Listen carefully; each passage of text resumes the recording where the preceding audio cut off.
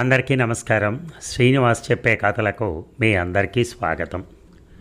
ఇప్పుడు మనం వినబోయే సీరియల్ మీరెంతగానో ఎదురుచూసే కొమ్మూరి సాంబశివరావు గారి డిటెక్టివ్ యుగంధర్ పరిశోధన. మన సీరియల్ పేరు చెప్పి చేసిన హత్య. ఇది కథ పేరు. రచన ఎప్పట్లాగే కొమ్మూరి సాంబశివరావు గారు. ఈ కథ కూడా 1955 నుంచి 65ల కాలం నాటిది. మరి కథలోకి వెళ్దామా? మొదటి భాగం. మాజీ ముఖ్యమంత్రి కృష్ణపాదం దుర్మార్గుడు, త్వరలో మరణశిక్ష. నేర వివరాల పట్టి చదవండి. డిటెక్టివ్ ఇన్స్పెక్టర్ స్వరాజ్యరావు ఆ వాల్ పోస్టర్ని పరీక్షగా చూశాడు. నేర వివరాల పట్టి ఏది అడిగాడు సార్జెంట్ శివాన్ని. పోస్టర్ పక్కనే గోడకు మేకుగొట్టి నోటీసులు తగిలించారు. జనం తీసేసుకున్నారు. ఎవరినైనా అడిగి తెస్తాను అని సార్జెంట్ కాస్త దూరంగా నిలబడ్డ జనం మధ్యకి వెళ్ళాడు. పోస్టర్ దగ్గరికి వెళ్ళి చూశాడు ఇన్స్పెక్టర్. ఎక్కడ అచ్చు వేసింది లేదు. ఇంగ్లీష్లో అచ్చు వేసిన పోస్టర్ అది. ఇదిగో సార్ వివరాల పట్టి అన్నాడు సార్జెంట్ శివం నోటీసులో ఉన్న కాగితం ఇన్స్పెక్టర్కి ఇస్తూ. న్యూస్ ప్రింట్ కాగితం మీద అచ్చయింది. ఆ నోటీస్ మీద కూడా అచ్చ ఆఫీస్ పేరు లేదు, ఇంగ్లీష్లో ఉంది. స్వరాజ్యరావు చదవటం ప్రారంభించాడు. మాజీ ముఖ్యమంత్రి కృష్ణపాదం 3 ఏళ్లు ముఖ్యమంత్రి పదవిలో ఉన్నాడు. ఆ 3 ఏళ్లలో కృష్ణపాదం చేసిన అత్యాచారాలు, నేరాలు, తీసుకున్న లంచాలు ఇన్ని అన్నీ కావు. అంతేకాక తన దుర్మార్గాలు సాగకుండా అడ్డు వచ్చిన వాళ్లను ఉద్యోగంలోంచి తీసేయటమే కాకుండా 2 రాజకీయ నాయకుల్ని హత్య చేయించాడు. కృష్ణపాదం చేసిన నేరాలను మేము విచారించి సాక్ష్యాన్ని సమీక్షించి కృష్ణపాదం నేరం చేశాడనే నిర్ణయానికి వచ్చాం. కృష్ణపాదానికి మరణశిక్ష విధించాం. త్వరలో శిక్ష అనుభవిస్తాడు. ప్రజల విశ్వాసాన్ని దుర్వినియోగం చేయకుండా రాజకీయవేత్తలకు, ప్రభుత్వ కార్యకర్తలకు ఇది హెచ్చరికగా ఉంటుందని ఆశిస్తున్నాం. ప్రభుత్వ రంగంలో అవినీతి నిర్మూలన సంఘ కార్యాచరణ సభ్యులు. ఇన్స్పెక్టర్ స్వరాజ్యరావు నోటీస్ పూర్తిగా చదివి ఇటువంటి సంఘం ఏదైనా ఉందా అడిగాడు సార్జెంట్ని. లేదని అనుకుంటాను. ఉంటే ఇంత ధైర్యంగా నోటీసులు పంచిపెట్టరు అన్నాడు సార్జెంట్. స్వరాజ్యరావు తల ఊపి ఈ పోస్టర్ కాగితం తీసుకునిరా, నేను వెళ్తున్నాను అన్నాడు జీప్ ఎక్కుతూ.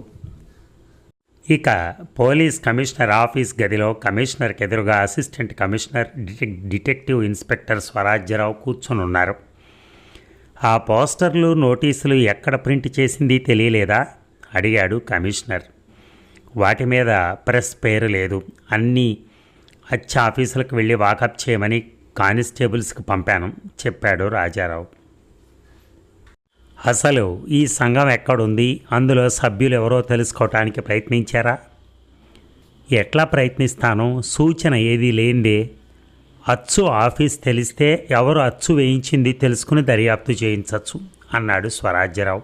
ఇంతలో బల్ల మీద టెలిఫోన్ గణగణ మోగింది. కమిషనర్ రిసీవ్ తీసుకున్నారు. రిసీవర్.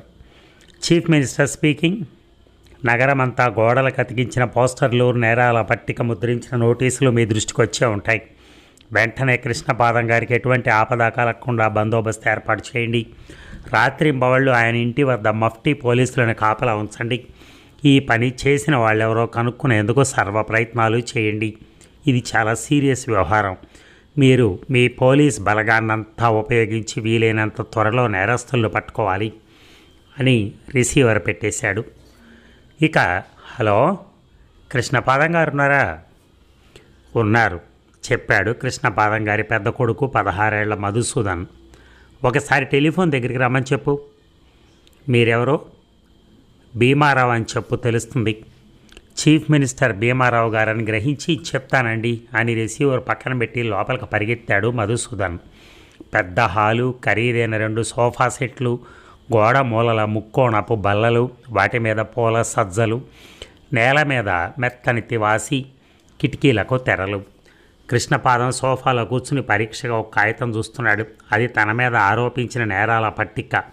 ఆ సాయంత్రం మైలాపూర్లో సభకు తాను అధ్యక్షత వహించాలి.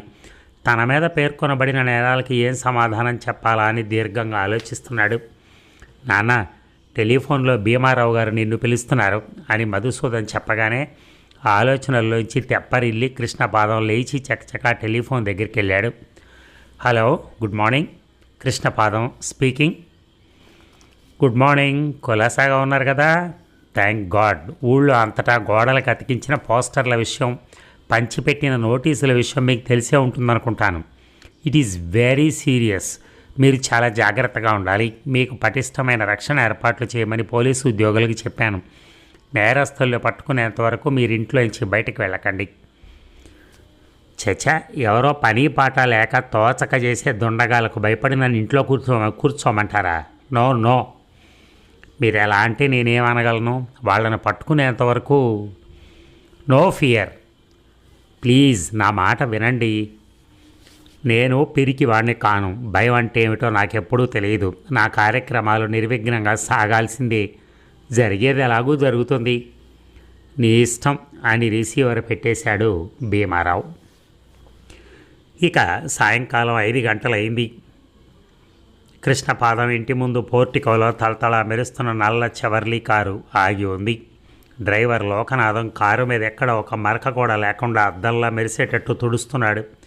కృష్ణపాదం మెట్లు దిగి కారు దగ్గరికి వెళ్ళాడు. కారు తలుపు తెరవబోతుండగా, యాండోయ్ ఒక మాట పిలిచింది ఆయన భార్య సీతాదేవి వసారాలో నిలబడి. కృష్ణపాదం వసారాలోకి వెళ్ళి ఏమిటి అడిగాడు. ఏమిటండి మరీ మొండితనం? చాలా సీరియస్ వ్యవహారం అని ఇంట్లోంచి కదలొద్దని భీమారావు గారు కూడా చెప్పారు కదా. ఇప్పుడు ఆ మీటింగ్కి వెళ్ళకపోతే మునిగిపోయేదే ఉంది చెప్పండి అంది. సీత, నేనెన్నడూ ఎవరిని చూసి భయపడలేదని, భయపడనని నీకు తెలుసు. ఎవరో పూనుకోక ఏదో ఊసుపోక చేసిన పనికి భయపడి గాజులు తొడుక్కుని ఇంట్లో కూర్చోమంటావా? అదీగాక ఇప్పుడు నేను ఆ మీటింగ్కి వెళ్ళకపోతే ఏమనుకుంటారు? భయపడి రాలేదని, నా మీద ఆరోపించిన నేరాల్లో సత్యం ఉందని అనుకోరు. నేను వెళ్ళి ఆ నేరాలకు సమాధానం చెప్పి ప్రజల్లో నా మీద అనుమానం లేకుండా చేయాలి. అంతలో కృష్ణపాదం కుమార్తె సరోజ్ అక్కడికి వచ్చింది. ఏమిటి నీ ధైర్యం నాన్న?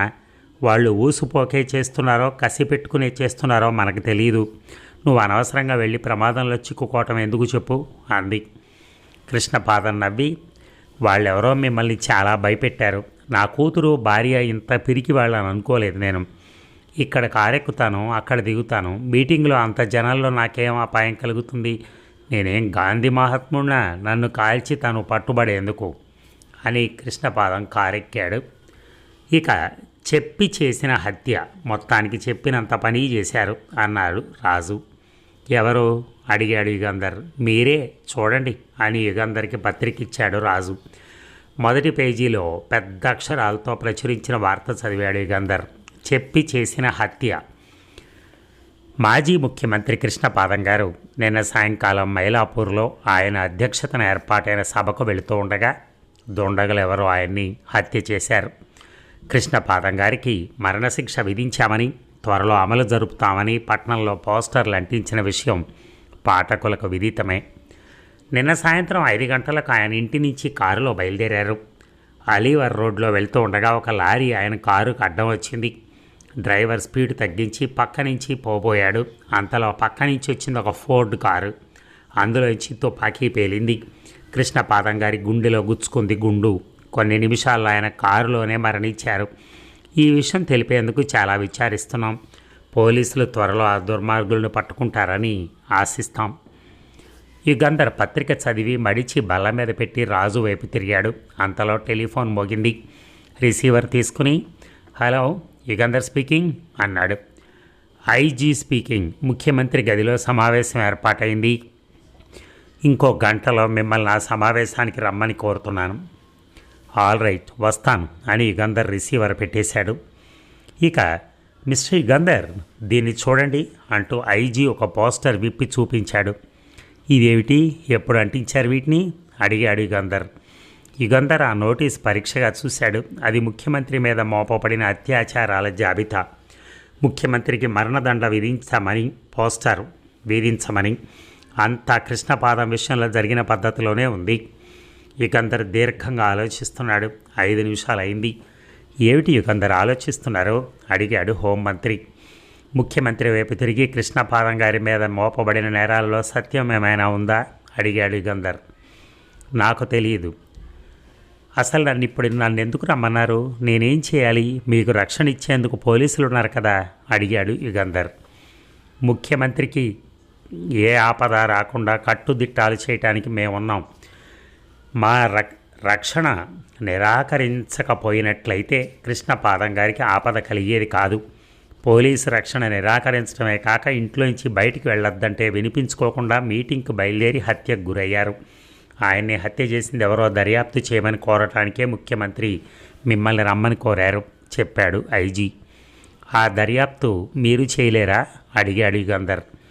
ముఖ్యమంత్రి యుగంధర్ వైపు తిరిగి చేయలేరని కాదు, అందులో ఒక చిక్కుంది, అందుకని మిమ్మల్ని దర్యాప్తు చేయమని అడుగుతున్నాను అన్నాడు. ఏమిటా చిక్కు? కృష్ణపాదం గారు నేను ఒకే పార్టీలో వాళ్ళమైనా ఆయన నా పైన కక్షగట్టి నన్ను గద్దె నుంచి దింపడానికి తీవ్ర ప్రయత్నాలు చేశారు. ఆ విషయం చాలామంది శాసనసభ్యులకు ఇతరులకి కూడా తెలుసు. ఆ కోపం వల్ల నేనే కృష్ణపాదం గారిని హత్య చేయించానేమోనని కొందరైనా అనుమానించడం సహజం. కనుక పోలీసులు ఆయన హత్య గురించి దర్యాప్తు చేయటం మంచిది కాదు. నేను పోలీసుల పైన ఒత్తిడి తెచ్చి నిజం బయటికి రాకుండా చేశానని అనుకుంటారు. ఎవరి ఒత్తిడికి లొంగరని, ముక్కుకు సూటిగా పోతారని మీకు దేశమంతటా ప్రఖ్యాతి ఉంది. మీరు దర్యాప్తు చేసి చెప్తే ఎవ్వరూ సందేహించరు. పోలీసుల జోక్యం ఏమీ లేకుండా కృష్ణపాదం గారి హత్య గురించి దర్యాప్తు చేసి రిపోర్ట్ రాసివ్వమని మిమ్మల్ని కోరుతున్నాను. మీరు అంగీకరిస్తే పత్రికలకు వెల్లడి చేయాలని కూడా అనుకున్నాను. నిరభ్యంతరంగా వెల్లడి చేయొచ్చు. ముఖ్యమంత్రి బెల్ నొక్కాడు. జవాన్ లోపలికి రాగానే ఆ గదిలో కూర్చున్న పత్రికా ప్రతినిధులను రమ్మని చెప్పాడు. 12 మంది పత్రికా విలేకరులు గదిలోకి వచ్చారు. కృష్ణపాదం గారి హత్య గురించి దర్యాప్తు చేయడానికి డిటెక్టివ్ యుగంధర్ని కోరిన విషయం ముఖ్యమంత్రి వాళ్ళకి చెప్పారు. ఇక కమిన్ ప్లీజ్, గుడ్ మార్నింగ్ అన్నాడు పోలీస్ కమిషనర్ తన గదిలోకి వస్తున్న యుగంధర్ని, రాజుని చూస్తూ. యుగంధర్, రాజు కమిషనర్కి ఎదురుగా కూర్చున్నారు. కృష్ణపాదం గారి హత్య విషయంలో మీకు తెలిసిన వివరాలు ఏమిటో చెప్తారా అడిగాడు యుగంధర్. ఎక్కువేమీ తెలియలేదు, మాకు తెలిసిన విషయాలు చెప్తాను. కృష్ణపాదం గారు నిన్న సాయంకాలం 5 గంటలకు మైలాపూర్లో ఏర్పాటైన మీటింగ్కి బయలుదేరారు. ఆయన డ్రైవర్ లోకనాథం కారు తోలుతున్నాడు. అలీవర్ రోడ్లో వెళ్తూ ఉండగా ఎదురుగా ఒక లారీ రోడ్డు మధ్యన నెమ్మదిగా వెళ్తూ ఉండడం చూసి బ్రేక్ నొక్కి డ్రైవర్ లోకనాథం స్పీడ్ తగ్గించాడు. అంతలో వెనక నుంచి ఒక ఫోర్డ్ కారు వచ్చింది. దానిలోంచి ఢామ్ ఢామ్ అని గుళ్ళు పేలాయి. కృష్ణపాదం గారి గుండెలకు గుండు దూసుకుపోయింది. కొంచెం సేపట్లో కారులోనే కృష్ణపాదం గారు కళ్ళు మూశారు. ఆ ఫోర్డ్ కారు నెంబరు లోకనాథం చూడలేదా? లోకనాథమే కాదు, తుపాకీ పేలుడు విని ఇళ్లలోంచి బయటకు వచ్చిన జనం కూడా చూశారు. ఇదిగో నెంబరు అని ఒక కాగితం మీద నెంబర్ రాసి యుగంధర్కి ఇచ్చాడు కమిషనర్. ఆ కారు ఓనర్ ఎవరు? ఎస్వి రామారావు గారు. మౌంట్ రోడ్ రౌండ్ టానాలో పార్క్ చేసిన తన కారు కనపడటం లేదని మౌంట్ రోడ్ పోలీస్ స్టేషన్లో కంప్లైంట్ చేశారు. కనిపించిందా మరి? రామారావు గారు రిపోర్ట్ చేయగానే మౌంట్ రోడ్ పోలీసులు అన్ని పోలీస్ స్టేషన్లకు ఫోన్ చేసి ఆ నెంబర్ కారు ఎక్కడ కనిపిస్తే అక్కడ ఆపి హెడ్ క్వార్టర్స్కి ఆ కారులో ఉన్న మనుషులతో సహా తీసుకెళ్ళమని చెప్పారు. అప్పటి నుంచి మా వాళ్ళు ఆ కారు కోసం 1000 కళ్ళతో కనిపెడుతూనే ఉన్నారు. రాత్రి 12 గంటలకి వేలచ్చేరి రోడ్లో చెట్టు కింద కారు ఆగి ఉండడం చూసి ఆ ప్రాంతాల కాపు కాచిన కానిస్టేబుల్ దగ్గరికి వెళ్ళి నెంబర్ చూశారు. వెంటనే దగ్గరలో ఉన్న టెలిఫోన్ బూత్కు వెళ్ళి హెడ్ క్వార్టర్స్కు ఫోన్ చేసి చెప్పాడు. అప్పటికప్పుడే ఫోటోగ్రాఫర్లను పంపాం. స్టీరింగ్ వీల్ని, హ్యాండిల్స్ని ఫోటోలు తీశారు. తర్వాత ఆ కారుని హెడ్ క్వార్టర్స్కి తెచ్చారు. మరి వాటి మీద వేలిముద్రలు ఉన్నాయా? ఒక్కటి కూడా లేదు, శుభ్రంగా తుడిచేశారు. పోస్ట్ మార్టంలో ఏం తెలిసింది? ఏముంది తెలియటానికి, గుండెలో గుచ్చుకుంది. గుండు తగిలిన 10 నిమిషాల్లో ఆయన ప్రాణం విడిచారు. అంటే గుండును బట్టి అది ఏ క్యాలిబర్ పిస్తోలో తెలియదా? 0.38 క్యాలిబర్ పిస్తోలు. థ్యాంక్స్, మళ్ళీ కలుసుకుంటాను అని యుగంధర్ బయలుదేరాడు. కారు ఎక్కగానే ఇక్కడి నుంచి ఎక్కడికి, ఇంటికేనా అడిగాడు రాజు. కృష్ణపాదం గారి ఇంటికి పోదాం చెప్పాడు యుగంధర్. ఇక గాంధీనగరం 5 మెయిన్ రోడ్ 527 నెంబర్ ఇంటి గేటు పక్కన రాజు క్రిజ్లర్ కారు ఆపాడు. పోర్టికోలో 2 కార్లు ఆగున్నాయి. వసారాలో జనం నిలబడున్నారు. డిటెక్టివ్లు ఇద్దరూ వసారా మెట్లెక్కగానే 50 ఏళ్ల మనిషి ఒక అతను వాళ్ళ దగ్గరికి వచ్చి, ఎవరు కావాలి అని అడిగాడు. కృష్ణపాదం గారి భార్యతో మాట్లాడాలి చెప్పాడు యుగంధర్. మీ పేరు? డిటెక్టివ్ యుగంధర్. ఇతను నా అసిస్టెంట్ రాజు. నా పేరు సత్యనారాయణ, అడ్వకేట్ని. కృష్ణపాదం నా తమ్ముడు. రండి అని లోపలికి తీసుకెళ్ళి కూర్చున్న తర్వాత, ఈ కేసులో మీకేమిటి ఇంట్రెస్ట్ అని అడిగాడు సత్యనారాయణ. కృష్ణపాదం గారి హత్య కేసు దర్యాప్తు చేయమని ప్రభుత్వం నన్ను కోరింది. ఓహో, పోలీసుల తరపున మీరు దర్యాప్తు చేస్తున్నారన్నమాట. యుగంధర్ తల ఊపాడు. నా మరదలు ఒకటే ఏడుస్తోంది. మీరు ఆమెతోనే మాట్లాడాలా, లేక దర్యాప్తు ఎంత త్వరగా ప్రారంభిస్తే అంత త్వరగా హంతకుడిని పట్టుకునే అవకాశం ఉంటుంది. తన భర్తను హత్య చేసిన దుర్మార్గుడిని త్వరగా పట్టుకోవాలని ఆమెకి ఉంటుంది కదా. ఆల్ రైట్, నేను వెళ్ళి అడిగొస్తాను అని సత్యనారాయణ లోపలికి వెళ్ళాడు. ఓహో, మీరేనా యుగంధర్ అన్న మాటలు వినిపించగానే యుగంధర్ చటక్కన వెనక్కి తిరిగి చూశాడు. 18 ఏళ్ల అమ్మాయి తలుపు దగ్గర నిలబడింది. యుగంధర్ తల ఊపి, మీరెవరు అడిగాడు. కృష్ణపాదం గారు మా నాన్నగారు. నా పేరు సరోజ. ఎవడినో నిర్దోషిని పట్టుకుని ఊరికమ్మ ఎక్కించడానికి ఎంత గొడవ దేనికి అన్నది. యుగంధర్ కనుబొమ్మలు చిట్లిచ్చి, మీరు ఎందుకు ఇలా అంటున్నారో నాకు అర్థం కావట్లేదు అన్నాడు. అర్థం కావటం లేదా? అర్థం కానట్టు నటిస్తున్నారా? గొప్ప పదవుల్లో ఉన్న వాళ్ళని పట్టుకుని వాళ్ళ మీద హత్యానేరం మోపేందుకు మీకు ధైర్యం ఉందా అంది. యుగంధర్ లేచి సరోజ దగ్గరికి వెళ్ళి, ఎవరి మీదమ్మా నీకు అనుమానం? వివరంగా చెప్పు. ఎంత గొప్ప పదవిలో ఉన్న ఆ మనిషి హత్య చేస్తుంటే నేను తప్పకుండా పట్టుకుంటాను. పట్టుకొని ఉరికమ్మ ఎక్కిస్తాను. నేరస్తుల్ని పట్టుకుని వాళ్ళకి శిక్ష పడేటట్టు చేయటమే నా వృత్తి ధర్మం. నా వృత్తి ధర్మం నేను నెరవేర్చకుండా నన్ను ఆపగల మనిషి ఎవరూ లేరు. ఎంత గొప్పవాడైనా సరే, ఎంత పెద్ద అధికారి అయినా సరే. అంతలో సత్యనారాయణ వచ్చి, రండి యుగంధర్ గారు పిలిచాడు. నువ్వు కూడా రామ్మ, మీ అమ్మగారితో మాట్లాడటానికి వెళుతున్నాను. నీకు తెలిసిన విషయాలు నువ్వు చెప్పచ్చు అని సరోజను పిలిచాడు యుగంధర్. యుగంధర్ని పరిచయం చేయగానే సీతాదేవి నమస్కారం పెట్టింది. ఏడ్చి ఏడ్చి ఆమె కళ్ళు జేవురించి ఉన్నాయి. మొహం పీక్కుపోయింది. మంచం మీద తల్లి పక్కన కూర్చుంది సరోజ. సీతాదేవికి 40 ఏళ్లుంటాయి. సన్నగా, పొడుగ్గా, తెల్లగా ఉంది. డబ్బుతో పుట్టి డబ్బులో పెరిగిన హుందాతనం మొహంలో కనిపిస్తోంది. నేనొచ్చిన పనేమిటో మీ బావగారు చెప్పుంటారు అన్నాడు యుగంధర్. ఆమె తల ఊపింది.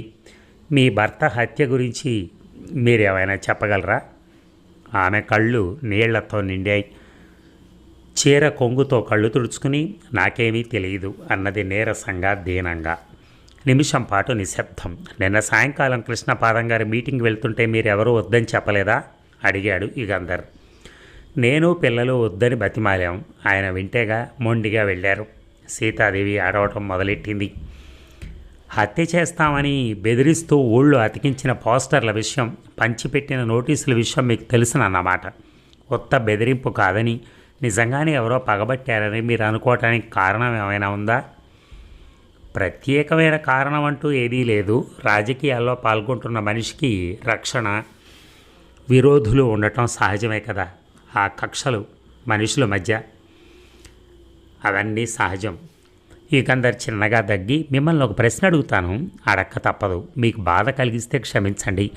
కృష్ణపాదం గారు ముఖ్యమంత్రిగా ఉన్న రోజుల్లో బాగా లంచాలు పుచ్చుకున్నారని, బంధువులకి స్నేహితులకి పెద్ద పెద్ద ఉద్యోగాలు ఇచ్చారని, తనను ఎదిరించిన వాళ్ళని నాశనం చేశారని ఆ నోటీసులలో ఆరోపించిన అభియోగాల్లో ఏమైనా నిజముందా అని అడిగాడు. సీతాదేవి దీనంగా చూసింది. మా నాన్నకు నేను ఒక్కతినే. ఇళ్ళు పొలాలు అన్నీ కలిపి 5 లక్షల ఆస్తి ఉండేది. ఆయన పోయి 14 ఏళ్ళయింది. అంటే నా పెళ్ళైన 2 ఏళ్లకి. నా తల్లి చిన్నప్పుడే పోయింది. ఆ ఆస్తి అంతా నాకే వచ్చింది. 5 లక్షల ఆస్తి ఇప్పుడు 8 లక్షలు చేస్తుంది. నా ఆస్తి తాలూకా లెక్కలన్నీ వివరంగా రాసే ఉన్నాయి, చూపించగలను. వారికి 50,000 ఖరీదు చేసే పొలం ఉంది. కొద్దిగా సంపాదించిన ఆస్తి ఏమీ లేదు. బ్యాంక్ అకౌంట్ పాస్ పుస్తకాలు చూపిస్తాను. ఆస్తి పాస్తుల మీద రాబడి తప్ప బ్యాంకులో వేసింది వేరే ఏమీ లేదు.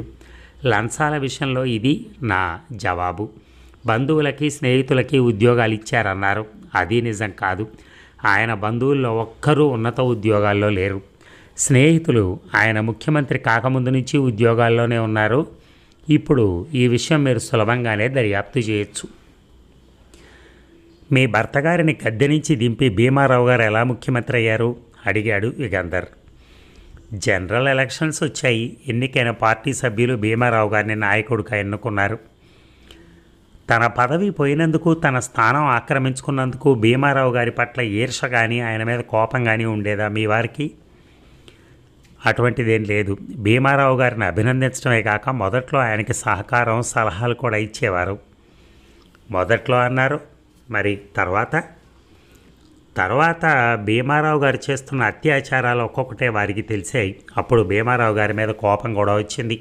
లంచాలు పుచ్చుకోవటం, తనకు మద్దతు ఇచ్చిన పార్టీ సభ్యులకు ఉన్నత పదవులు, తగిన యోగ్యత లేకపోయినా ఇవ్వటం, బంధువులను ఎప్పుడు ఎక్కడి నుంచో పిలిపించి ఎక్కడెక్కడి నుంచో అధికార స్థానాల్లో నియమించడం ఆయన దృష్టికి వచ్చాయి. భీమారావు గారు చేస్తున్న అత్యాచారాలు నిరూపించేందుకు కావాల్సిన సాక్ష్యాలు సంపాదించారు. అంటే సంపాదించి ఏం చేశారు? పార్టీ అధిష్టాన వర్గానికి రిపోర్ట్ చేశారు. మరి అధిష్టాన వర్గం వాళ్ళు ఏమన్నారు? విచారణ సంఘాన్ని పంపుతున్నారని, వచ్చే సోమవారం వాళ్ళు వస్తారని నా తమ్ముడు చెప్పాడు. జవాబు చెప్పాడు సత్యనారాయణ. భీమారావు గారి మీద మోపబడిన నేరాలకు సంబంధించిన కాగితాలు ఎక్కడున్నాయో మీకు తెలుసా అడిగాడు యుగంధర్. ఆయన ఆఫీసు బల్లసరుగుల్లో ఎక్కడో ఉంటాయి, తీసుకొస్తారా అని యుగంధర్ అడగగానే సరోజను వెంటబెట్టుకుని సత్యనారాయణ వసారా దాటి కృష్ణపాదం ఆఫీస్ గదిలోకి వెళ్ళాడు. 10 నిమిషాల తర్వాత చేతిలో ఒక కవర్ పట్టుకుని వచ్చాడు. ఇదిగో ఈ కవర్లో ఉన్నాయా కాగితాలని అని యుగంధర్కి కవర్ ఇచ్చాడు. కవర్లోంచి కొన్ని కాగితాలు బయటికి లాగాడు యుగంధర్. ఒక్కొక్కటి పరీక్షించి చూశాడు. భీమారావు చేసిన అత్యాచారాలను గురించి తను తెలుసుకున్న విషయాలు, వాటిని నిరూపిస్తూ సంపాదించిన సాక్ష్యాలు వివరంగా ఉన్నాయి ఓ కాగితంలో. అధిష్టాన వర్గంకి పంపిన రిపోర్టు, అధిష్టాన వర్గం వారి జవాబు నిదానంగా చదివాడు. భీమారావు మీద కృష్ణపాదం మోపిన నేరాల లాంటివే కృష్ణపాదం మీద మోపబడినవని యుగంధర్ గ్రహించాడు. ఓ కాగితం మడతలో 2 కవర్లు కనిపించాయి. ఒక కవర్ తీసుకుని అందులోంచి కాగితం బయటికి తీసి చదివాడు. శ్రీ కృష్ణపాదం గారికి, మీరు ముఖ్యమంత్రి భీమారావు గారి మీద కొన్ని నేరాలు మోపారని, సాక్ష్యం సేకరిస్తున్నారని మాకు తెలిసింది. ఆ పని వెంటనే మానమని హెచ్చరిస్తున్నాం. PANSK సభ్యులు. రెండో ఉత్తరంలో ఆ రోజు సాయంకాలం తమ సంఘంలో ఒక సభ్యుడు కృష్ణపాదంతో మాట్లాడటానికి వస్తాడని రాసింది. ఆ ఉత్తరాలు మడిచి కవర్లో పెట్టి, ఈ రెండో ఉత్తరం ఎప్పుడొచ్చింది, ఎట్లా వచ్చింది? ఆ రోజు సాయంకాలం ఎవరైనా కృష్ణపాదం గారిని చూడటానికి వచ్చింది మీకెవరికైనా తెలుసా అడిగాడు యుగంధర్. నేను నాన్నగారి గదిలోనే ఉన్నాను. జవాను మొదట ఉత్తరం తెచ్చి నాన్నగారికి ఇచ్చినప్పుడు ఎవరిచ్చారని నాన్నగారు అడిగారు. ఎవరో వచ్చి అయ్యగారికి ఇవ్వమని కవర్ ఇచ్చారని జవాను చెప్పాడు. నాన్నగారు కవర్ చింపి చదివి నా వైపు తిరిగి, చూడమ్మా, భీమారావు అంటే వీళ్ళకి ఎంత ఇష్టమో, నేను ఆయన మీద నేరాలు మోపకూడదట. అవునులే, ఇష్టం ఉండదు మరి, ఆయన అనుగ్రహం వల్ల లాభం పొందిన వాళ్ళకి అన్నారు.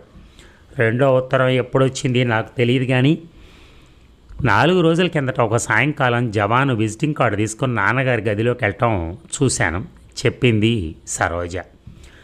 ఆ జవాన్ ఇప్పుడు ఇక్కడ ఉన్నాడా? ఉంటే పిలవండి యుగంధర్ చెప్పగానే సరోజ పరిగెత్తుకుంటూ వెళ్ళి జవాన్ని వెంట పెట్టుకొచ్చింది. మీ అయ్యగారిని చూడటానికి 4 రోజుల కిందట సాయంత్రం ఒక అతను వచ్చి విజిటింగ్ కార్డు ఇచ్చాట నీకు. అతను ఎలా ఉన్నాడో వర్ణించి చెప్పగలవా అడిగాడు యుగంధర్. పొడుగ్గా ఉన్నాడు, సామాను ఛాయ, కళ్ళకు నల్లటి అద్దాలు పెట్టుకున్నాడు, కోల మొహం, ముందు పళ్ళ వరసలో ఒక పన్ను లేదు, కీచు గొంతు చెప్పాడు జవాన్. ఈసారి అతన్ని చూడటం తటసిస్తే గుర్తుపట్టగలవా?